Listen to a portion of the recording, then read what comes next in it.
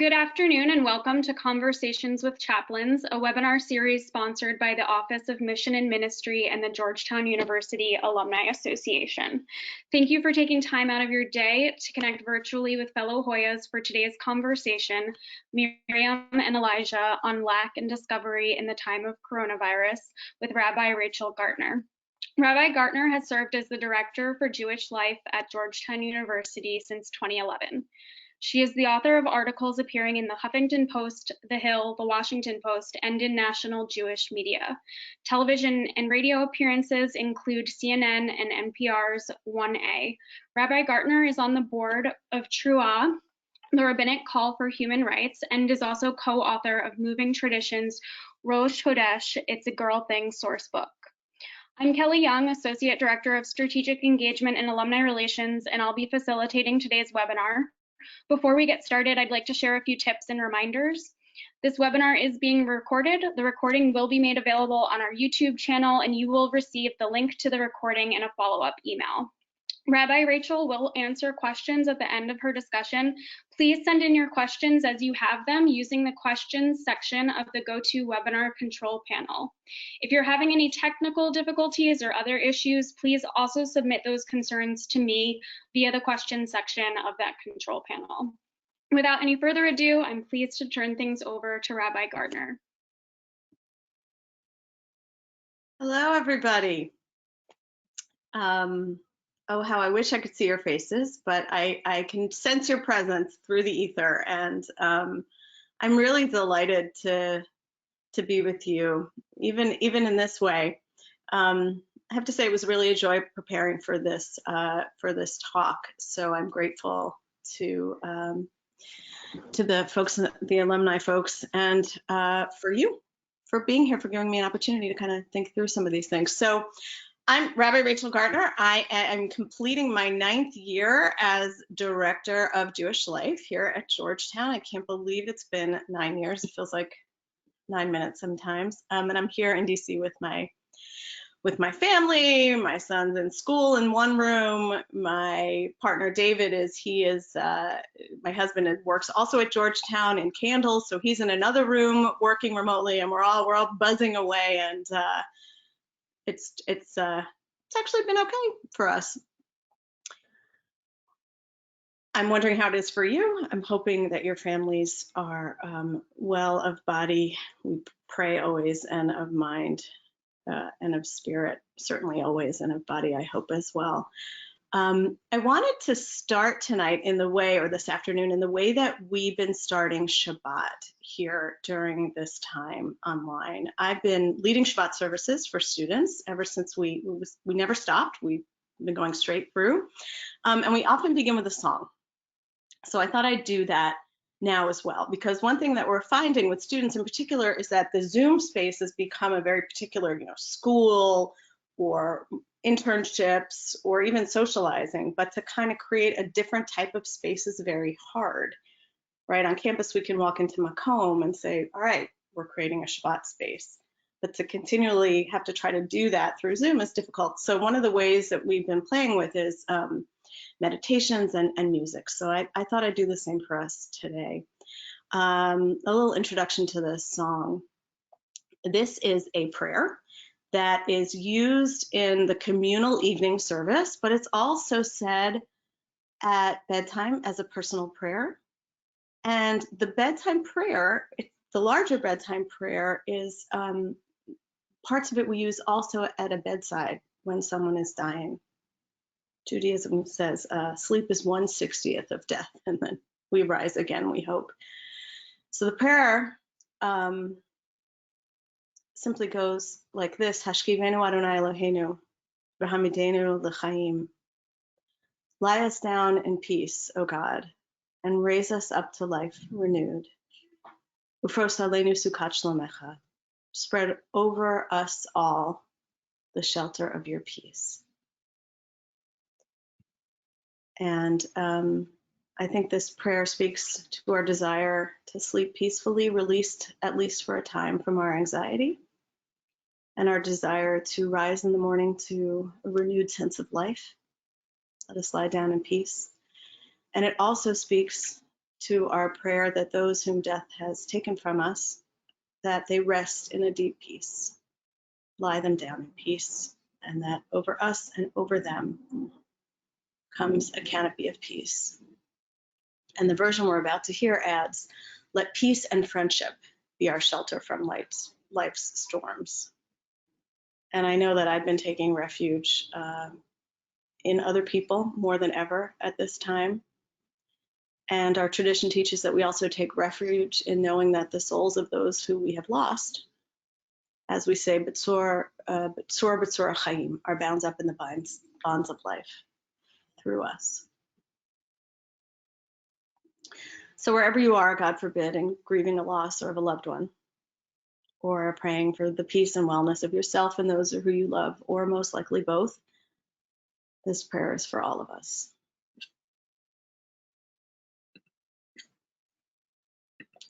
Just take a minute here.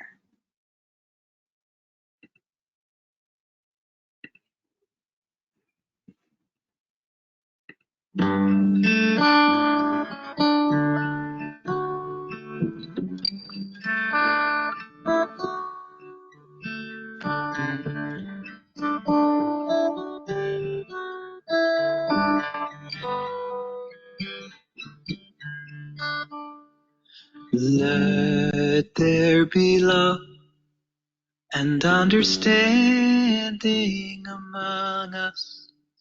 Let peace and friendship be our shelter from life's storms.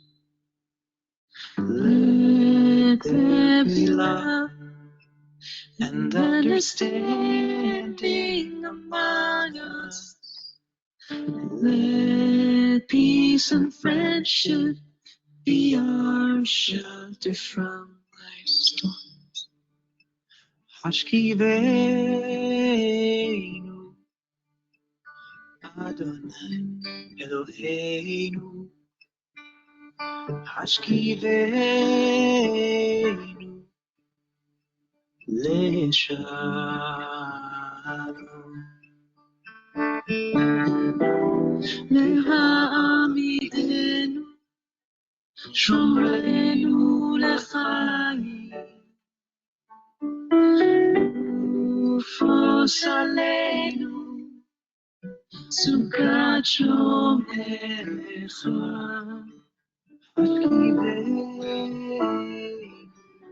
Hashkivenu Adonai Eloheinu Leshalom.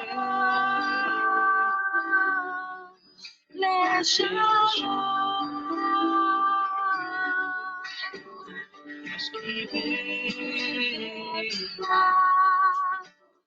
Understanding among us.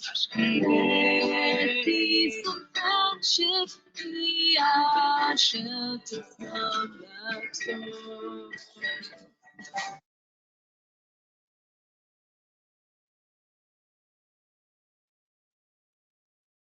It's one of my very favorites. So I hope that helped you shift maybe into a different space, a space that is ready to think a little bit about Torah, reflect a little more deeply on the moment and how we're experiencing it. And I picked this topic of loss and discovery because it's really just what I'm noticing in other people and in myself at this time. And I want to start by first acknowledging the real, just really it would be sort of almost grotesque not to acknowledge the real physical loss of people, the fear of economic loss. We don't want to downplay or overlook any of that, nor should we fail to acknowledge that this epidemic, this pandemic, is disproportionately affecting those of lower economic strata, communities of color, particularly African Americans and immigrants. And I just want to honor that reality as we turn our focus today towards spiritual loss and discovery. And Passover for me brings up a lot of that because we think about what we leave behind when we enter into a new time, a new space. And And these figures of Elijah and Miriam, who we won't actually spend too much time with today, but they're some of my favorite because Elijah is about the promise of the future. While we approach Elijah almost from a place of feeling lack, like what do we not have? What do we need? Where do we want to be that is not here? And how do we get there, right? But Miriam is this figure which says, look at what we have while we are here. The Talmud says she was given the power of the ability to find water in the desert. So for me, that metaphor is how do we look beneath the surface of things, even that look really dry and parched, desolate and deserted, and find there is sweetness and nourishment and life underneath. So those figures have been present for me very much today. And I've also been finding that this pandemic, and I imagine you've seen this too, is almost like a Rorschach test, right? Where at the beginning, we're all experiencing this stimulus, there's anxiety that's rising up in a lot of us, but that's manifesting in different ways, or there's different flavors to it, or takes different shape because of who we are and our life experiences and what this triggers for different people. And I'm also thinking about the distinct yet overlapping spiritual challenges and spiritual gifts that are arising for each of us out of this moment. Particularly, what is the experience of lack helping us discover? Chassidut is one of my, it's a new fad with me. It's one of my favorite streams of Jewish thinking over the past 3 or 4 years. And Chassidut is basically a strand of Jewish mysticism that comes out of the 18th and 19th century. It is not, there's Chassidim, which are the group of people. Chassidut, it means a pious way that builds on Kabbalah, builds on earlier Jewish mysticism, but is really born in 18th and 19th century in Eastern Europe. And core to Chassidut is the idea that lack and discovery are intimately bound up. One is dependent upon the other.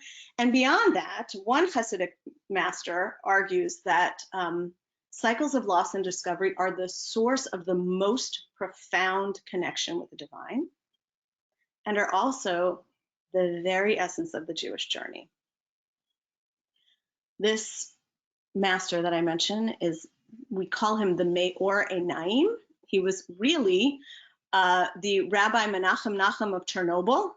It's kind of fun to say, Menachem Nachum of Chernobyl, of the Ukraine. He was born in 1730 approximately and died 1797. He wrote a mystical commentary on the Torah called the Maor Einaim, Light to the Eyes. And because we have this lovely tradition of naming our rabbis after their most famous texts, because we love text so much, he became known as the Maor Einaim. He was a second generation chassid. If the Baal Shem Tov was the first and his group was the first, he's the second generation, and the dynasty from Chernobyl actually continues on through today, of Jewish mysticism today. So I thought we'd study, it's among my my favorite texts, and I hope you'll like it too. I want to say, just to lay out the next few moments in today's conversation, I'll teach this text for 15 minutes or so, and then I'd love you to put some questions in the question area, and it can be about the text, it can be about what's going on in Jewish life at Georgetown. I can talk about how I see some of the themes of these texts manifesting as well. And today, any question of Jewish import or textual depth that you want to ask, I'm happy to try to approach. I will warn you, as I put the text up, don't be scared. It is a little bit intimidating, a little bit intense, can be dense. I know this, you're Georgetown alum, so you're going to be like, what are you talking about, intimidating, dense? I got this. But this is not your ABCs. And I'm sorry, I'm just trying to pull it up right now for you. And we'll go through it. It looks longer than it actually is. That's the other thing not to be afraid of. Okay, I'm hoping you can see the text. I put the Hashki Venu up on it as well. And now we can go into that text of the Maori Naim. I have to say, half of teaching or pulpit rabbiing is the interaction with folks. So, you know, when I see students in the room going, oh, I know I got to spruce it up, or when they're really jazzed up, I know I got to chill down. So I don't know what you guys are doing. I hope you're with me in this. I hope you enjoy the text. Okay, Maori Naim. So what this is this Hasidic teacher quoting a piece of Torah, but that is also quoted in the Talmud, right? So there's a line in Torah that the Talmud quotes, and the Talmud quotes this in anywhere up until about the 6th century CE, and the Talmud has a comment on it. Fast forward to the late 1700s, and the Maori Naim is taking a mystical look on the Torah text that the Talmud itself is asking questions about. And one thing we notice is that every layer of investigation of a text has a slightly different orientation and different set of questions that they're invested in. These are particularly mystical questions about the dynamics of loss and discovery. So here, and you'll note also I'm starting with 4, or you could say, so he had notably 1 through 3 were his interpretations. On the one hand, it could be about this. On the other hand, the Talmud could mean this. He's putting out different options for us. Or you could say, at the moment when Israel said, we will do, before they said, we will listen, a heavenly voice said, who revealed this secret to my children? Already, what the heck's going on, right? The Torah itself says in Parshat Yitro, in the portion of Yitro, the Torah says, when the people heard about God giving the commandments, they said, we will listen and we will do. Na'aseh v'nishma. I'm sorry, we will do and we will listen. We will do and we will hear. Na'aseh v'nishma. That is Torah. And the rabbis in the Talmud are saying, that's so interesting. How can you do something before you hear what it is? So the Talmud in Tractate Shabbat 88a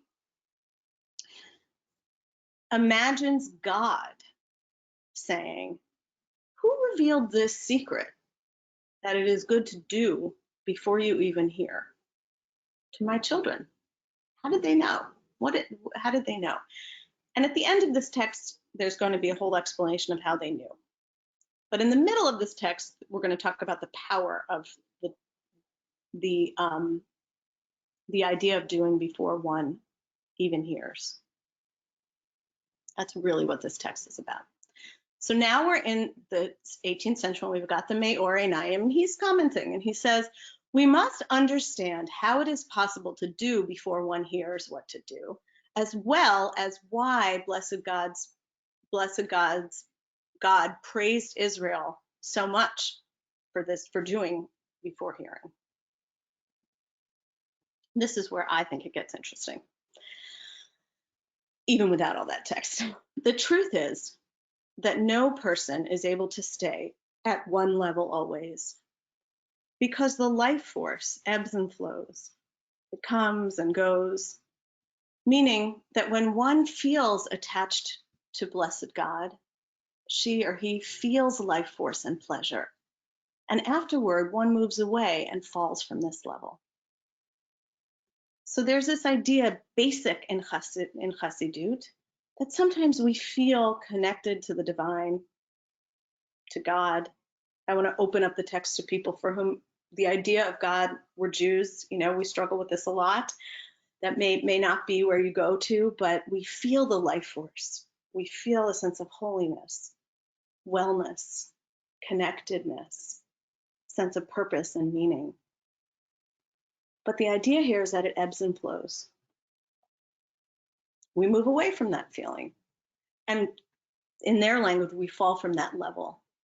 Because to their mind, the higher levels are when we sense it. It's called clinging to God, devoid.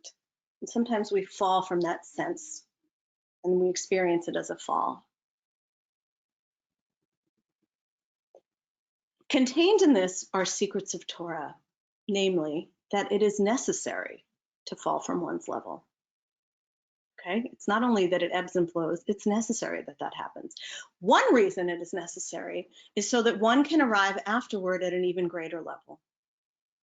For in everything there must be absence before presence. Interesting concept. Very deeply Hasidic. When we want to rise to an even greater level, there must be absence beforehand. Therefore, one must fall from the level at which one currently stands. Their perspective. Let's continue. So a person, here's the how it happens. How does it happen that even after you fall, you raise? It doesn't rise. It doesn't just happen. Something has to, you have to do something so that it doesn't, you don't just keep falling. So a person must, even in falling from her level, make an effort to rise up to God in the level at which she now stands. For one must believe that all the earth is filled with Godness, with holiness, with purpose, with meaning, with light, with radiance, with God. No place is devoid of God. Even on the level at which she now stands, God is also there, because no place is devoid of God. It is only that God is present, and I added experienced, in a very contracted way. When these teachers talk about God's presence as being contracted, sometimes what they may really mean is we can't sense it. So this is the meaning of the verse. From the rising of the sun until it goes down, the Lord's name is to be praised. So now the Maori name is quoting Psalms. From the rising of the sun, which is when one's mind is clear and pure and attached to God, until it goes down, which is when clarity departs and one falls from this level. But one must always live by the teaching God's name is to be praised, and make an effort to rise up to blessed God at the level in which he now stands.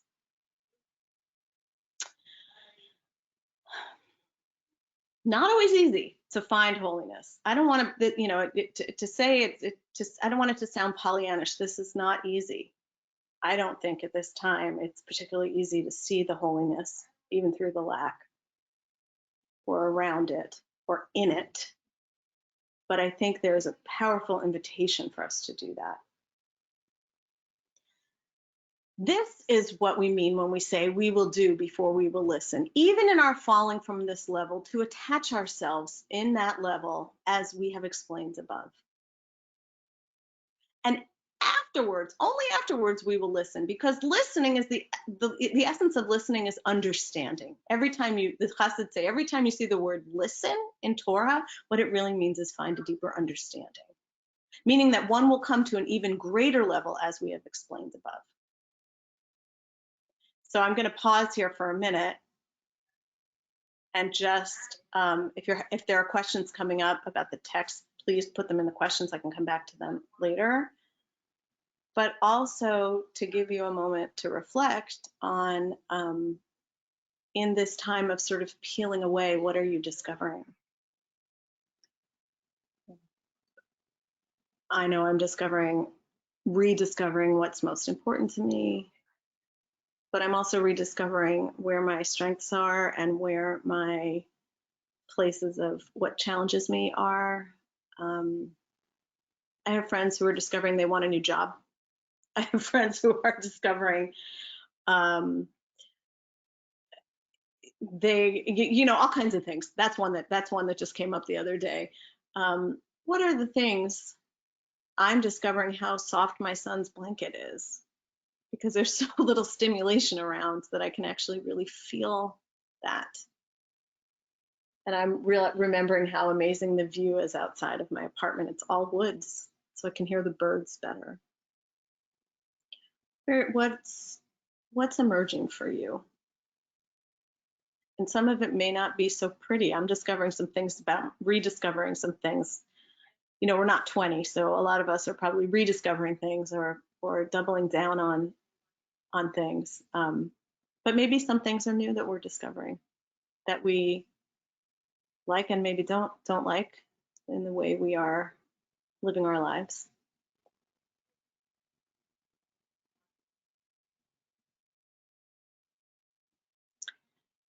And the idea here, and this is called we will do, and then we will listen, is actually, I think the idea here is to seek that, to seek the holiness, to seek the insight, to slow down, and in this case, the doing is the listening for it, right? Or acknowledging the possibility.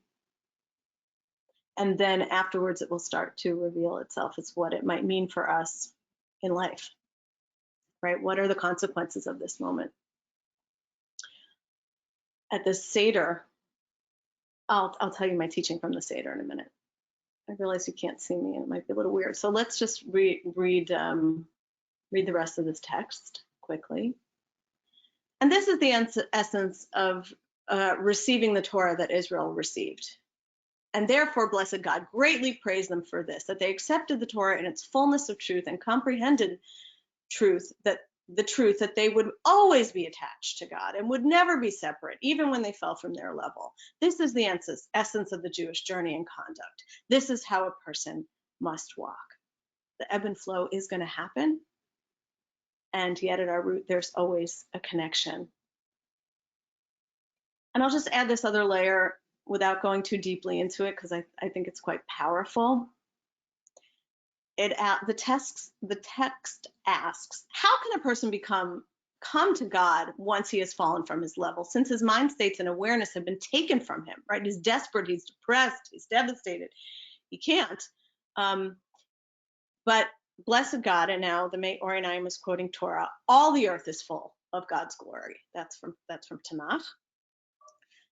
Not Torah, but Tanakh. And that is even in a place that is all earth, which is entirely materialistic, which is so dense, it's dense matter. It's, it seems so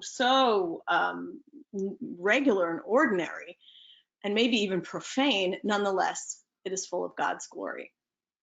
Because the Hasidic masters even felt that even in the profane, God is there. This is why God is called the life of the living. All living things in the world, animals, beasts, and birds, human species, God is our life force.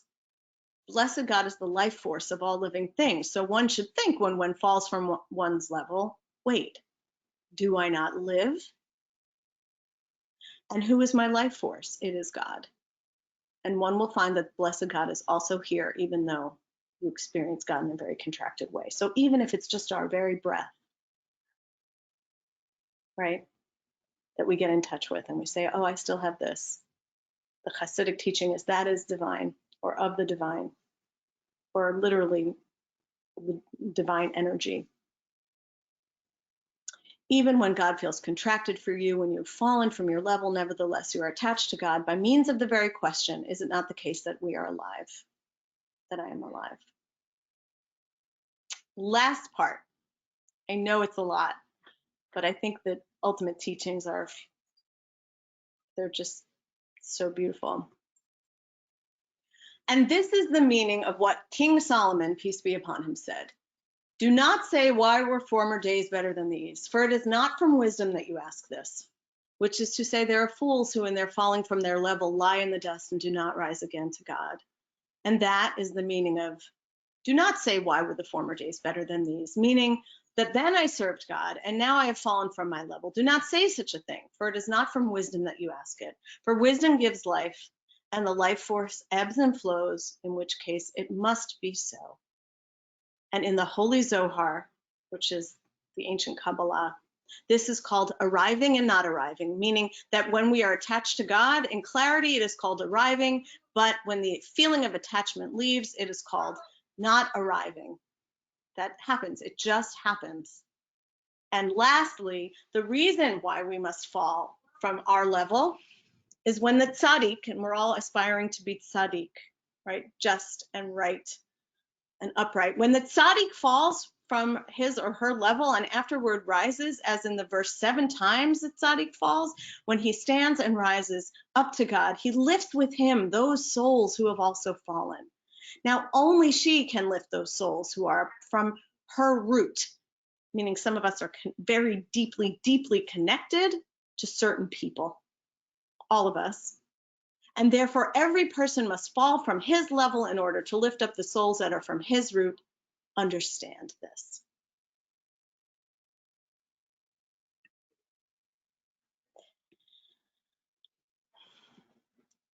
So it invites us to think of the question, what is, like, I think it's about acknowledging life ebbs and flows and our feelings ebb and flow.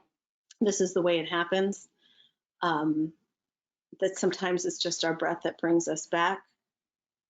That sometimes, but that with the falling and the rising, we are meant to bring others with us, especially those for whom we find ourselves most deeply connected.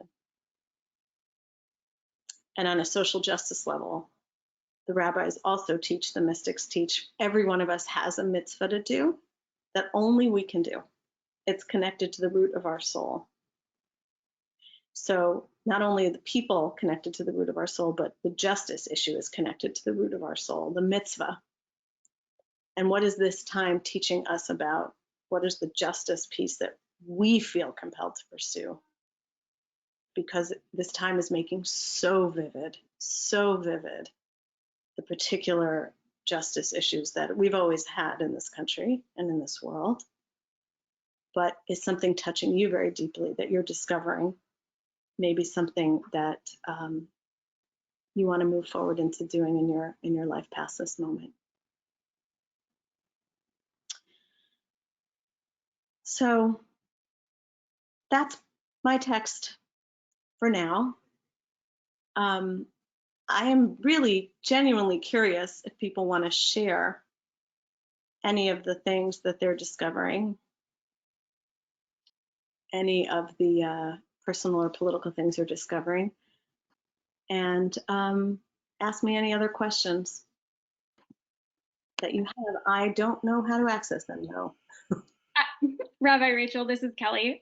I've got the questions. People actually have been sharing some of the, what they have been experiencing on a very personal level. We have an attendee who has shared that they've discovered the value of going slow at this time. Some other alums who have shared that they're dealing with kind of conflicting feelings on simultaneously missing loved ones who have passed, but also feeling grateful that they aren't having to experience this crisis. Oh, I have to just say I really feel both of those. Not that you need my hecture on it, but both of those things are very, very present for me. Going slow is turning out to be incredible, sort of the value of it, and this feeling of in touch with my losses, and yet and wow, they're not living through this. And yeah, thanks. Please continue, Kelly. We do have a number of messages of thanks for your doing this for us today, and for your presence every day at Georgetown. I think this discussion was just particularly helpful at this time for those who are able to join us today. And a reminder, if anyone does have any questions for Rabbi Gartner, to submit them via the question section of the control panel. Rabbi Rachel, if you could talk a little bit about how your work has perhaps changed in this transition from an online community on campus to being virtual, and what you're hearing from students maybe, and what that looks like. Sure. Well, and that's actually not that distant from these texts, right? It's like we're discovering what the students are feeling lost around, and they're finding some of their own strengths, which are kind of interesting, right? They're for the first time, they're sort of, maybe not the first time, but there are moments where they have to like really kind of redesign their lives and find their creativity and how to get through this time. So they're discovering some of that. And we're finding out that, so at the beginning, we started doing, we kept two programs going straight from the start. One is our Shabbat program, but we turned it into a Shmir of Shabbat or a Bissel of Shabbat. I kept playing with the name, but 20 minutes was supposed to be, it's more like 40 minutes because we get chatty. And we're doing that every Friday night. And we kept that going. And the other thing we kept going was our Shabbat shmooze, our shmooze with the Jews. I love our names. And Schmooze with the Jews was something we did in person over bagels every Monday morning in my office. And now we're doing it Monday mornings at 9 Eastern time and 12 Eastern time because for the California kids, we don't want to wake them up too early. And that's just really social time. What we're finding is that at the beginning, students were coming like a lot to those. And that's petering out a little bit, I think, in part because they have so much of their life on Zoom that they don't want it as much. The group experiences. What's surging is one-on-ones.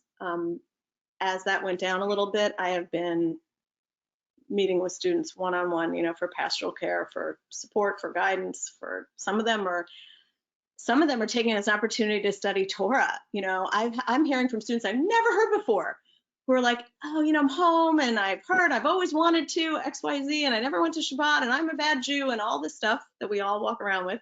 And now I want to. And so I'm giving them resources, or we're studying together online, or some of them are just really needing a space to process this. So that has gone up even more than usual. Shabbat's stayed pretty steady, and what I've heard back from the students a lot is that it's a real touchstone, that they really like to see each other and they really like the content. So the schmoozes have gone down, but Shabbat has stayed pretty even, which is very interesting to me. They talk about it really shaping their week and marking time and making a difference, like differentiating time for them, which is what it's supposed to do. So it's been very gratifying as a rabbi to see the power of tradition actually taking hold and students finding connection to it in ways that they didn't quite realize they cared before as much. Very interesting. So we do have a number of questions, and again, more thanks to you for doing this for us. One question, could you talk more about the holy way that you mentioned? The holy way. I'm not sure what I said, which I get about. Can you remind me? We might need to wait for her reminder, but we can move on to a new question while she writes back. Thank you. So another question from Daniel Gilbert. I loved the idea that you shared that everyone has a mitzvah that only they can do. Did I capture that correctly? Can you share more about that quote? Is it from a particular rabbi, and how students are thinking about that? And again, thank you for doing this. Oh, how fun. Yes, that's the Baal Shem Tov. He is the first sort of teacher of this movement of Chassidut. He's credited as and we believe he was born in 1698 in Poland, and sort of started this revivalist movement that takes the teachings of Torah, as you saw, and makes them very much about a map of the spiritual life, right? So the Talmudists, of course, talk about that, but there's a lot of ethics. There's a lot of how do I practice Judaism? How do I practice business? How do I practice relationships, right? The Chassids were concerned with that. They were steeped in traditional Judaism, but they mined the text for these inner workings of the spirit kind of teachings. So the Besht said something to the effect, it's actually the signature in my email, like, wow, the old becomes new, becomes technology. Basically to the effect that we all have something that is ours to do, that is connected to the root of who we are, and no one else can do it.